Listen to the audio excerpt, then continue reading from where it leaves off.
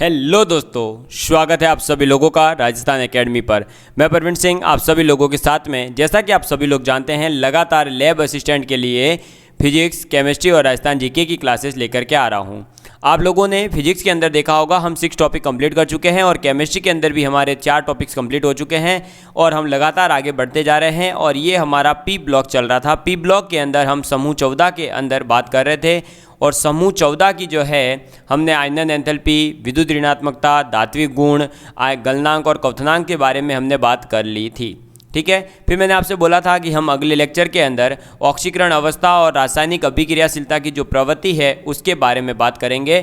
तो आज इस लेक्चर के अंदर हम समझेंगे कि जो ऑक्सीकरण अवस्था है वो क्या होती है, इस वर्ग की +4 होती है, +2 होती है या -4 होती है, और ये किस प्रकार से होती है, किसका स्थायित्व अधिक है, किसका स्थायित्व कम है। और फिर हम समझेंगे कि जो वर्ग 14 के एलिमेंट्स हैं उनकी ऑक्सीजन के प्रति अभिक्रियाशीलता कैसी है, जल के प्रति कैसी है, हैलोजन के प्रति कैसी है। ठीक है, चलिए तो आप सबसे पहले अब लिखेंगे, टॉपिक डालेंगे ऑक्सीकरण अवस्था,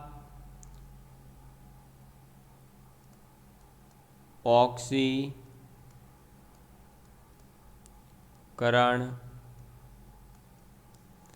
अवस्था।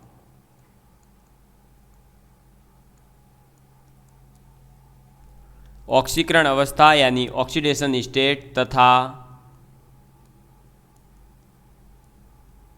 रासायनिक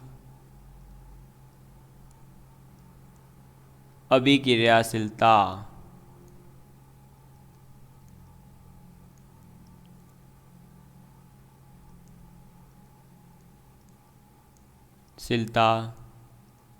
की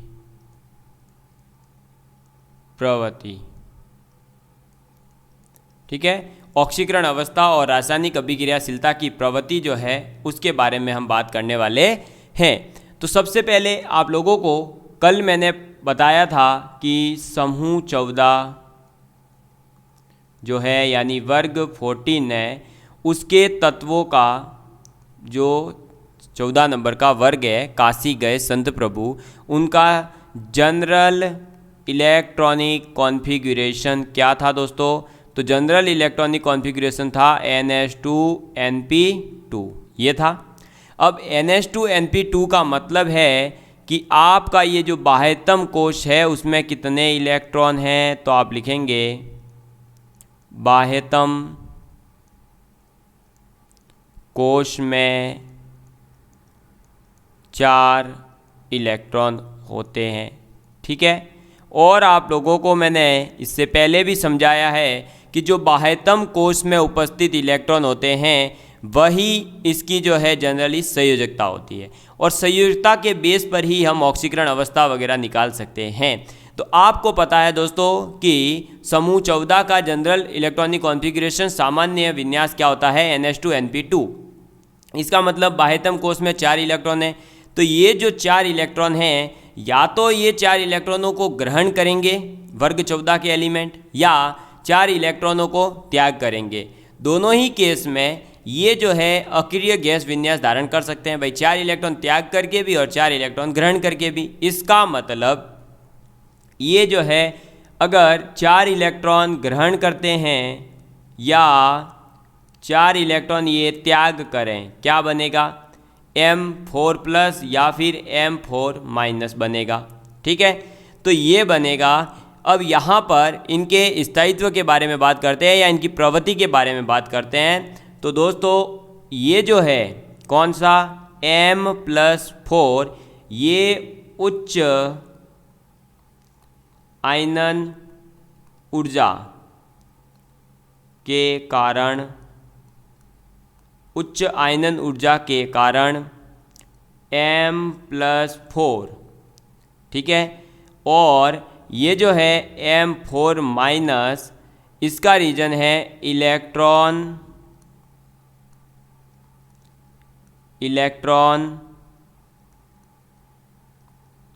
लब्धि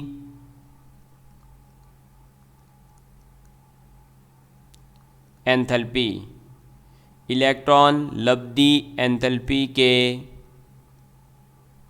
नेगेटिव यानी कि ऋणात्मक मान न्यून होने के कारण, ठीक है, M4 माइनस आयन बनाने की जो प्रवृत्ति है वो कम होती है। M4 माइनस आयन बनाने की प्रवृत्ति कम होती है। समझ में आ गई बात? तो M+4 जो है वो तो हाई आयनाइजेशन एंथैल्पी के कारण अस्तित्व रखता है, और M4 माइनस जो है वहाँ पर इलेक्ट्रॉन लब्धि एंथैल्पी का नेगेटिव मान न्यून होने के कारण M4 माइनस आयन बनाने की जो प्रवृत्ति है वो कम होती है। ठीक है, इसीलिए आपका जो M4 माइनस आयन है वो बहुत कम देखने को मिलेगा। जैसे देखिए, एक ये देखने को मिलता है कहाँ पर, तो Be2C और Al4C3, इनमें जो है दोस्तों हमें C4 माइनस आयन बनाता है।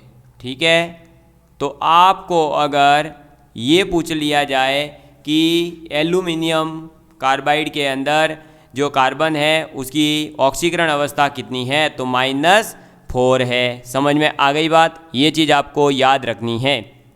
या Be2C में भी -4 होती है। समझ में आ गई बात? चलिए अब आप आगे लिखेंगे नेक्स्ट पॉइंट, प्रथम 4 आयनाइजेशन एंथैल्पी का योग उच्च यानी कि हाई होने के कारण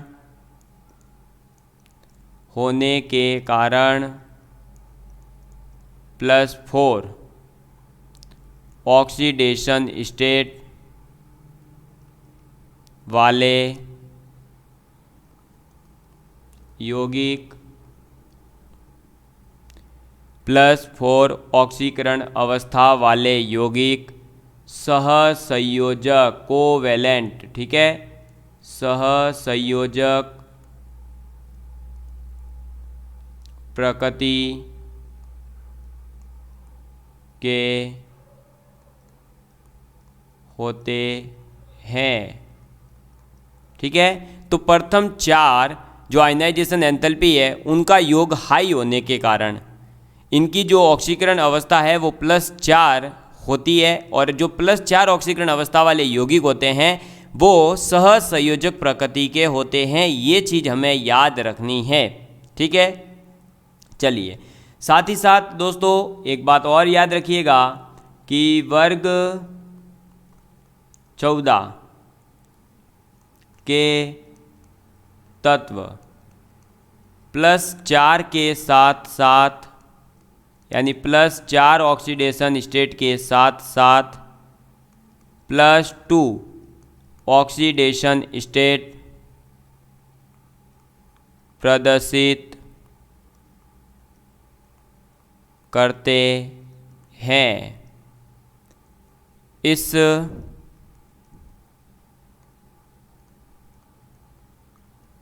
समूह में नीचे की ओर जाने पर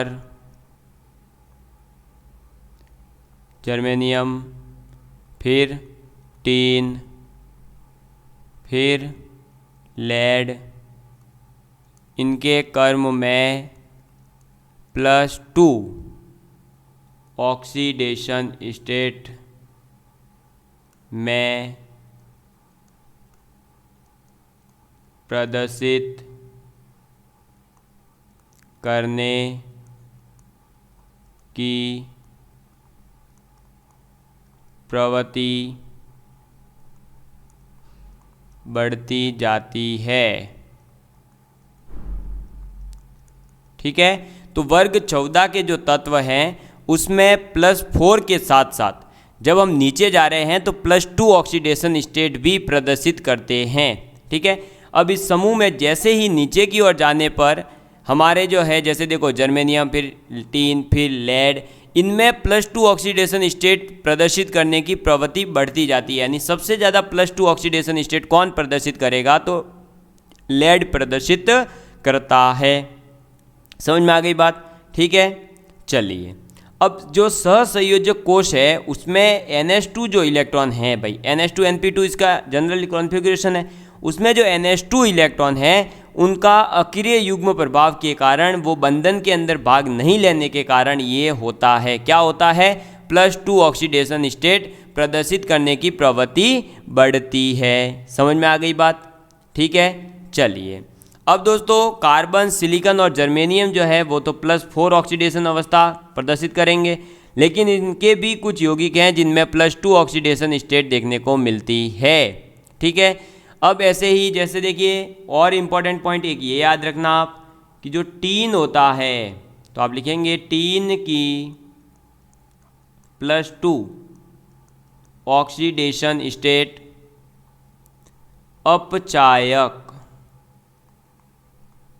कैसी होती है? अपचायक, तथा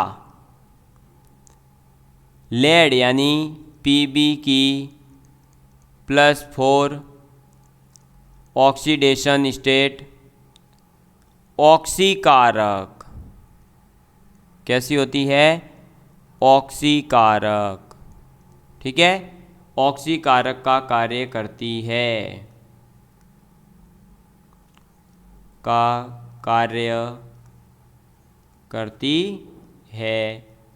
समझ में आ गई बात? तो ये चीज़ आपको याद रखनी है कि जो टीन है वो तो +2 में जब होगा तो अपचायक के रूप में होगा, ऐसे ही लेड जब +4 में होगा तो वो ऑक्सीकारक के रूप में होगा। और कार्बन जो है दोस्तों अपनी संयोजकता 4 से अधिक नहीं कर सकता है, और वो 4 से अधिक इसलिए नहीं कर सकता क्योंकि कार्बन में जो है संयोजकता कोश के पास में D कक्षक अनुपस्थित होता है।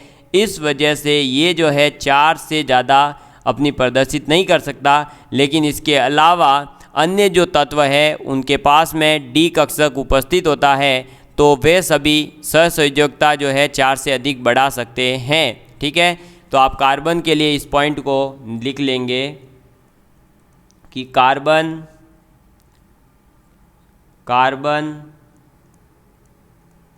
अपनी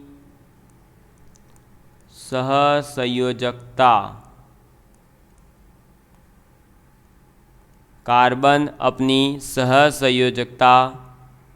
+4 से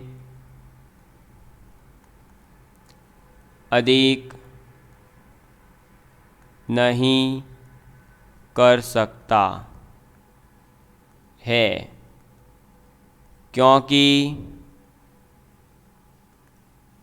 क्योंकि कार्बन के संयोजकता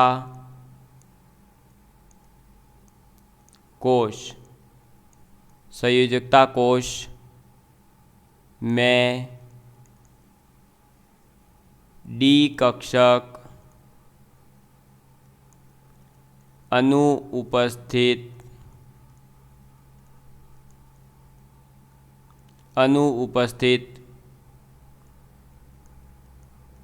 होता है। ठीक है, तो इस चीज़ को आप याद रखेंगे। चलिए आगे बढ़ते हैं नेक्स्ट पॉइंट की ओर। तो नेक्स्ट पॉइंट आ जाता है दोस्तों, इसी कारण जो भाई ये क्या है, सहसंयोजकता अपनी 4 से अधिक कर सकते हैं अन्य तत्व, तो अब वो लिखवाने की जरूरत नहीं है, कार्बन नहीं कर सकता, उसका रीजन लिख लिया, बाकी सब कर सकते हैं। क्यों कर सकते हैं? क्योंकि डी कक्षक जो है उनके पास में उपस्थित है। इसी कारण से जो आपका 14 वर्ग है उसके तत्वों के हैलाइड CCl4 कार्बन क्लोराइड को छोड़ करके, कार्बन टेट्राक्लोराइड को छोड़ करके सभी का जल अपघटन हो सकता है। ठीक है, तो आप लिख लीजिए इसके साथ में कि अन्य तत्व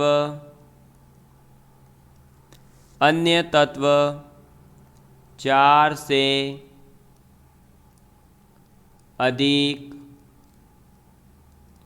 संयोजकता कर सकते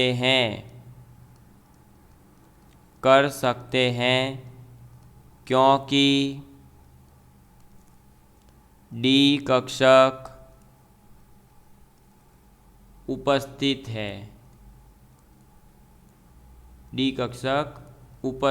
है। इसी कारण वर्ग 14 के तत्वों के हैलाइड CCl4 को छोड़कर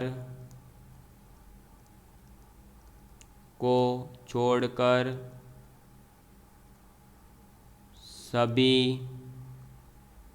का जल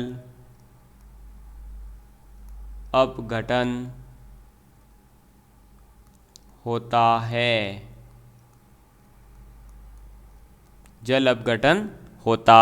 समझ में आ गई बात? तो ये तो थी ऑक्सीकरण अवस्था के बारे में बातें, जो कि मैं एक बार वापस से रिपीट कर देता हूँ। फिर इसकी जो हमारे रासायनिक अभिक्रियाशीलता है उसकी बात करेंगे। ऑक्सीकरण अवस्था देखिए, वर्ग 14 के जो है जनरल कॉन्फ़िगरेशन होता है NH2NP2, जिसमें बाह्यतम कोश में 4 इलेक्ट्रॉन होते हैं, जिसमें से 4 इलेक्ट्रॉन होते हैं। तो ये 4 इलेक्ट्रॉन या तो ग्रहण करे या 4 इलेक्ट्रॉन त्यागे, तभी इसका अष्टक पूरा होगा। तो ये 4 इलेक्ट्रॉन जो है ग्रहण करेगा, अगर त्यागता है तो हाई आयनाइजेशन एंथैल्पी के कारण ये +4 प्रदर्शित कर सकता है। -4 ये इसलिए प्रदर्शित नहीं करता या कम प्रदर्शित करता है क्योंकि इलेक्ट्रॉन लब्धि एंथैल्पी का जो नेगेटिव मान है वो बहुत न्यून होता है, इस वजह से। ठीक है, ये Be2C और Al4C3 इसके अंदर C4- स्टेज के अंदर उपस्थित होता है। प्रथम 4 जो आयनाइजेशन एंथैल्पी है उनका योग उच्च होने के कारण +4 ऑक्सीडेशन स्टेट वाले यौगिक सहसंयोजक प्रकृति के होते हैं। वर्ग 14 के तत्व +4 के साथ साथ +2 ऑक्सीडेशन स्टेट भी प्रदर्शित करते हैं। और +2 कौन प्रदर्शित करता है? जो नीचे है, जैसे जर्मेनियम है, टीन है, लेड है, इनमें ये प्रदर्शित करने की प्रवृत्ति ज़्यादा होती है। टीन के अंदर +2 जो होता है वो अपचायक होता है, लेड के अंदर +4 जो है वो ऑक्सीकारक होता है। जो कार्बन है उसकी संयोजकता 4 से अधिक नहीं बढ़ाई जा सकती। क्यों नहीं बढ़ाई जा सकती? क्योंकि वह जो है दोस्तों क्या होता है, डी कक्षक उसके अंदर अनुपस्थित होता है। लेकिन अन्य तत्वों की संयोजकता 4 से अधिक हो सकती है क्योंकि डी कक्षक उपस्थित है, और इसी कारण से वर्ग 14 के तत्वों के जो हैलाइड है उसमें CCl4 जो है उसको छोड़ करके सभी हैलाइड क्या होते हैं, जल में अपघटन हो जाता है। ठीक है, चलिए अब हम लिखेंगे इसकी अभिक्रियाशीलता के बारे में। तो पहला पॉइंट आ जाता है ऑक्सीजन के प्रति अभिक्रियाशीलता।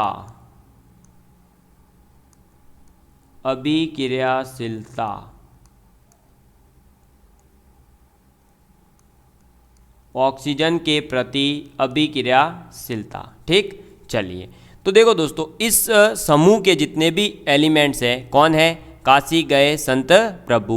तो वो सभी ऑक्सीजन की उपस्थिति में जैसे ही गर्म किए जाते हैं तो ऑक्साइड बनाते हैं। क्या बनाते हैं? ऑक्साइड। लेकिन जो ऑक्साइड बनाते हैं ये वो 2 टाइप के होते हैं, या तो ये बनाएंगे मोनो ऑक्साइड या फिर ये बनाएंगे डाई ऑक्साइड। ठीक है, तो जैसे ही इनमें से किसी के भी, किसकी?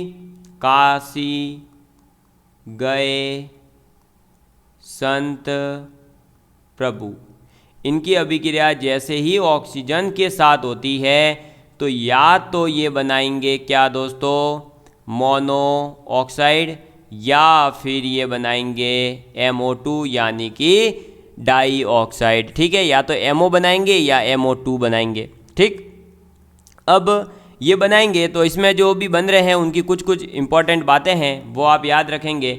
जैसे पहली बात इसमें याद रखने लायक है कि जो सिलिकॉन ऑक्साइड है उसका अस्तित्व, सिलिकॉन ऑक्साइड का अस्तित्व केवल उच्च ताप पर होता है। ठीक है, ये याद रखेंगे। नेक्स्ट आगे आपको याद रखना है कि हाई ऑक्सीडेशन स्टेट वाले जो ऑक्साइड है वो निम्न ऑक्सीकरण अवस्था वाले ऑक्साइड की तुलना में अम्लीय प्रकृति के होते हैं। ठीक है, ये चीज़ याद रखेंगे।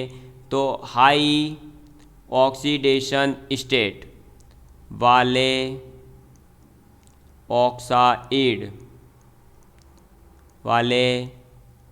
ऑक्साइड निम्न यानी कि लो ऑक्सीडेशन स्टेट वाले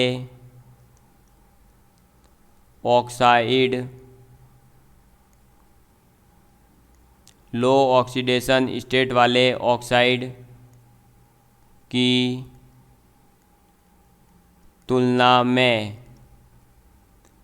तुलना में अम्लीय प्रकृति के होते हैं। ठीक है, तो हाई ऑक्सीडेशन स्टेट वाले लो ऑक्सीडेशन स्टेट वाले ऑक्साइड की तुलना में अम्लीय प्रकृति के होते हैं। ठीक है, मतलब जो डाई ऑक्साइड है, CO2 है, SiO2 है, GeO2 है, ये सब अम्लीय होते हैं, जबकि SnO2 है, PbO2 है, ये उभयधर्मी होते हैं। ठीक है, चलिए इस पॉइंट को भी आप नोट कर लेंगे कि CO2 है, फिर कासी यानी कि सिलिकॉन ऑक्साइड, फिर जर्मेनियम ऑक्साइड, ये सभी कैसे होते हैं? तो ये सब होते हैं अम्लीय। कैसे होते हैं? अम्लीय। जबकि आपका जो बचा हुआ दो है यानी टीन ऑक्साइड और लेड ऑक्साइड, ये कैसे होते हैं? तो ये होते हैं उभयधर्मी। ठीक है, कैसे होते हैं? उभयधर्मी होते हैं। ये चीज़ आपको याद रखनी है। ऐसे ही जो मोनो ऑक्साइड है उनके बारे में बात करें तो जैसे कार्बन मोनोऑक्साइड है, तो ये जो कार्बन मोनोऑक्साइड है ये क्या होती है? उदासीन। ठीक है, फिर जो हमारा जर्मेनियम ऑक्साइड है वो कैसा होता है? तो ये होता है अम्लीय।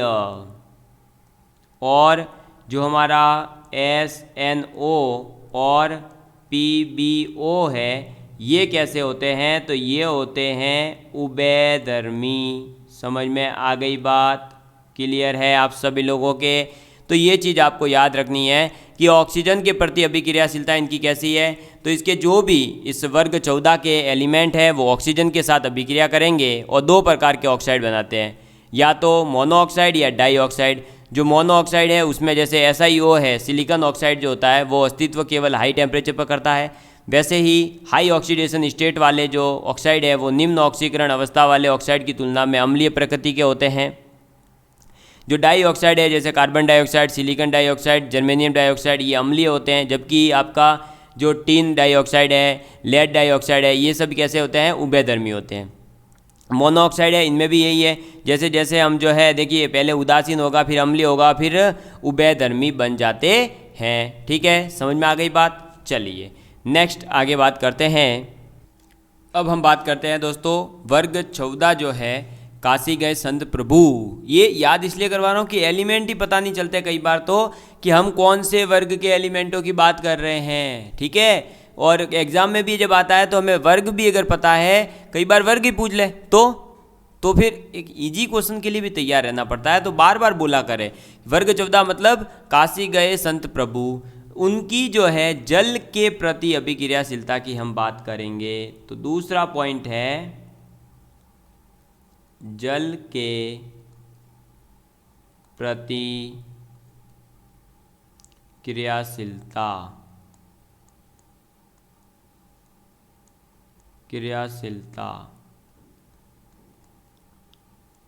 ठीक है, तो जल के प्रति क्रियाशीलता की हम बात करते हैं। तो दोस्तों जो कार्बन, सिलिकॉन और जर्मेनियम है वो तो जल के द्वारा प्रभावित होते ही नहीं है। अब इनके प्रभावित नहीं होने का सर कारण क्या है?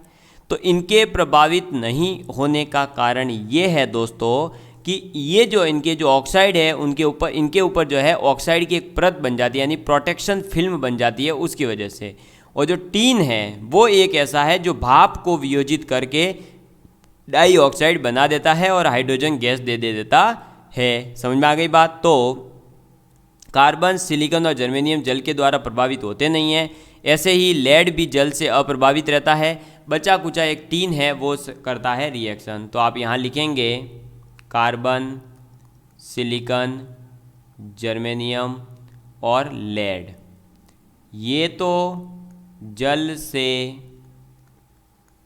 अप्रभावित, ठीक है, ये तो जल से प्रभावित होते हैं नहीं। अब इनका प्रभावित नहीं होने का कारण है कि इन सभी के ऊपर ऑक्साइड की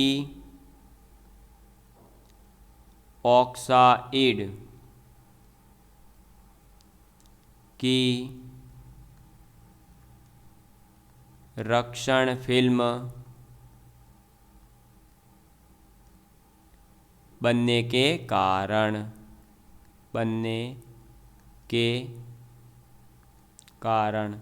ठीक है, ये चीज़ आपको याद रखनी है। और नेक्स्ट हम बात करते हैं, अब बचा जो एक है टीन, वो जो टीन है वो भाप के साथ में, ठीक, H2O गैस फॉर्म में जो होती है, भाप के साथ में जैसे ही इसे गर्म किया जाता है तो ये फिर डाइऑक्साइड बना देता है और साथ में हाइड्रोजन गैस छोड़ता है, ठीक है। तो ये चीज़ आप याद रखेंगे कि जो टीन है वो भाप को वियोजित करके डाइऑक्साइड बनाता है और फिर हाइड्रोजन गैस रिलीज करता है। समझ में आ गई बात, ठीक है। तो इसी के साथ में दोस्तों जो वर्ग 14 है उसकी जल के प्रति अभिक्रियाशीलता तक की हमने बात कर ली है। अब हमारे रहते हैं